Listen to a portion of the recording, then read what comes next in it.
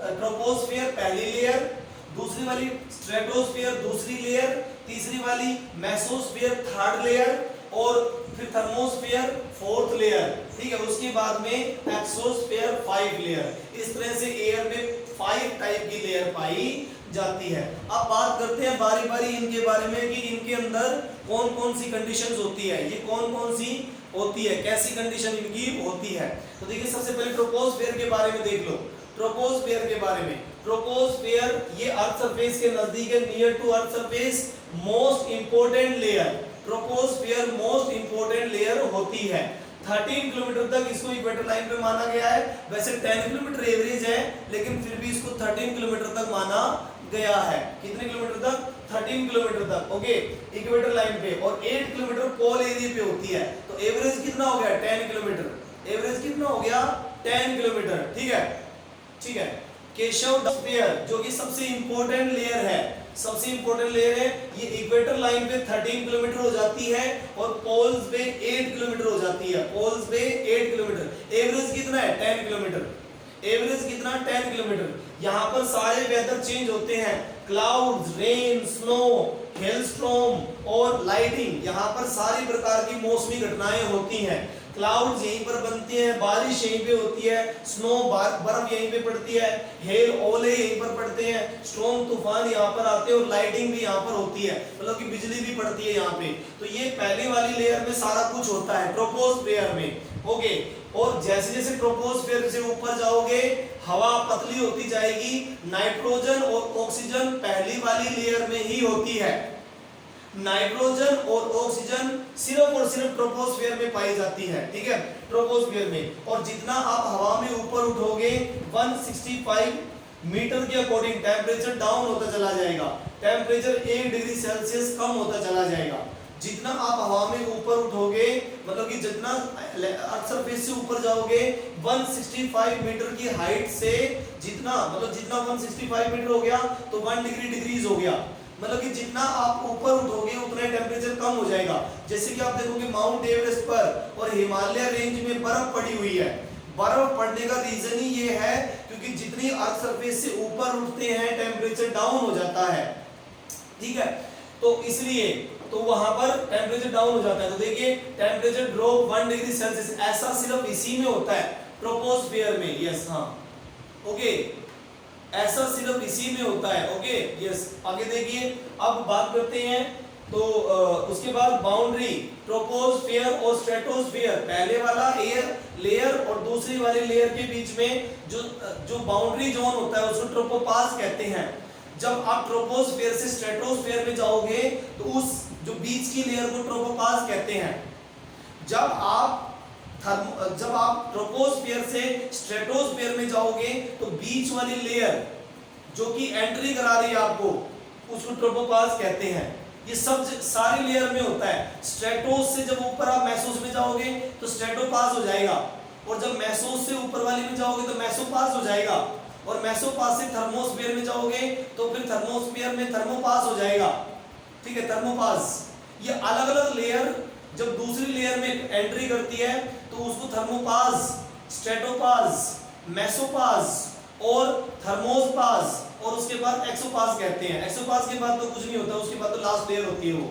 ये बीच की boundary zone होता है। जब चेंज होता है लेयर, जब चेंज होता है तो ट्रोपोपास कहते हैं उसको, या मेसोपास कहते हैं, या फिर स्ट्रेटोपास कहते हैं, या फिर थर्मोपास कहते हैं, ठीक है। पास का मतलब बाउंड्री जोन, जब दूसरी लेयर चेंज होगी।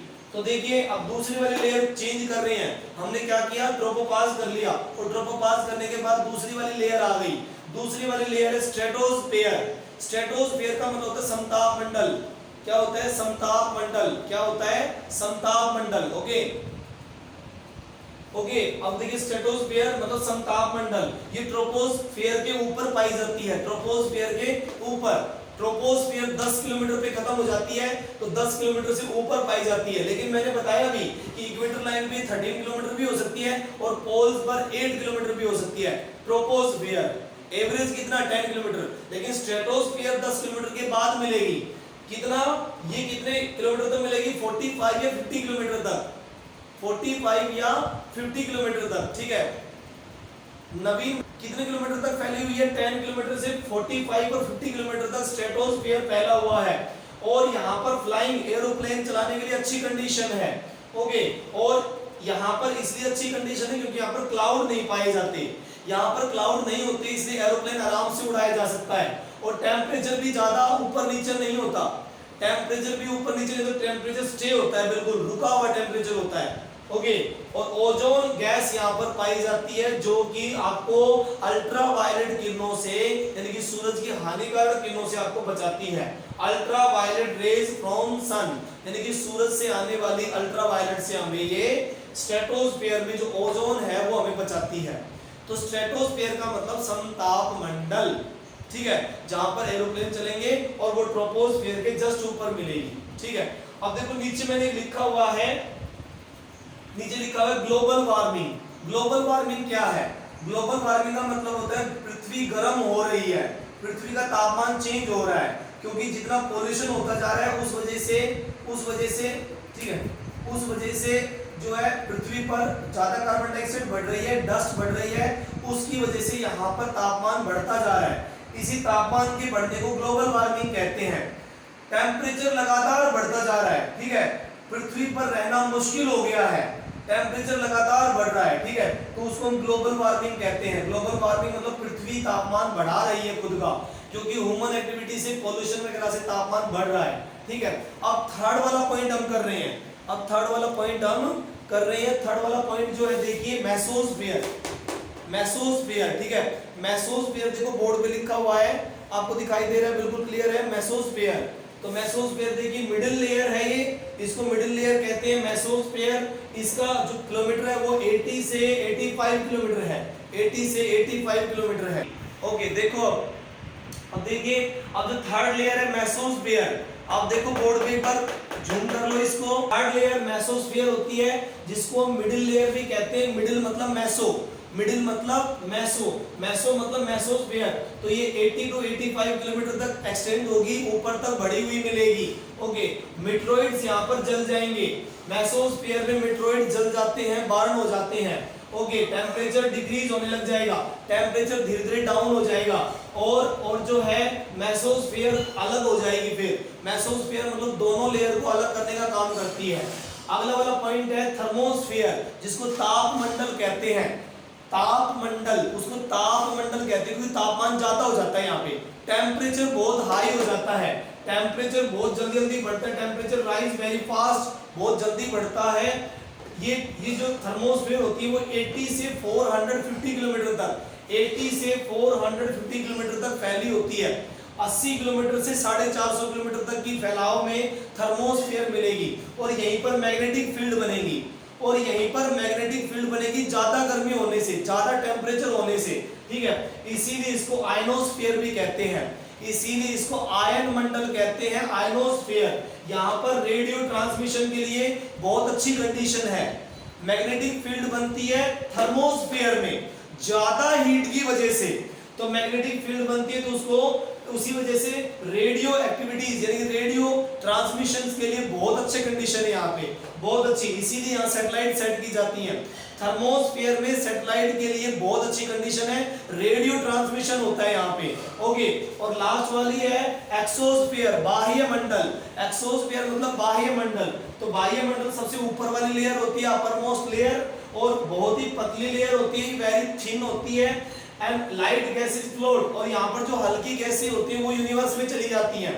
हल्की गैसें पृथ्वी की यानी कि अर्थ की ग्रेविटेशन पावर कम होने की वजह से हल्की गैसें अंतरिक्ष में चली जाती है, यूनिवर्स में चली जाती हैं। ओके, और जो है हाइड्रोजन और हीलियम टाइप की गैसें जो है यूनिवर्स में चली जाती हैं, जो हल्की होती हैं। हाइड्रोजन और हीलियम जो बहुत हल्की गैसेज होती है वो एक्सोस्फीयर में पहुंचने के बाद चली जाती है। तो इस तरह से आपने देखा इस लेसन में हमने अलग अलग जो लेयर्स के बारे में बातें की हैं। कौन कौन सी लेयर बताई मैंने आपको? मैंने बताया ट्रोपोस्फीयर, आपको मैंने बताया स्ट्रेटोस्फीयर, मैंने मेसोस्फीयर की बातें बताई है, मैंने आपको थर्मोस्फीयर और एक्सोस्फीयर के बारे में 5 टाइप की जो लेयर है उनके बारे में हमने पढ़ा इस लेसन में। और इन सब में हमें बिल्कुल क्लियर कट समझ में आ गया है, आप अच्छे से इसको देख सकते हैं, समझ सकते हैं, वीडियो को बार बार भी देख सकते हैं और हो सकता है आपका आराम से। ठीक है, तो इस तरह से आज का लेसन जो पार्ट 1 है इस तरह से आपका फिनिश हुआ है, part 1 finish. Okay, thank you, have a nice day.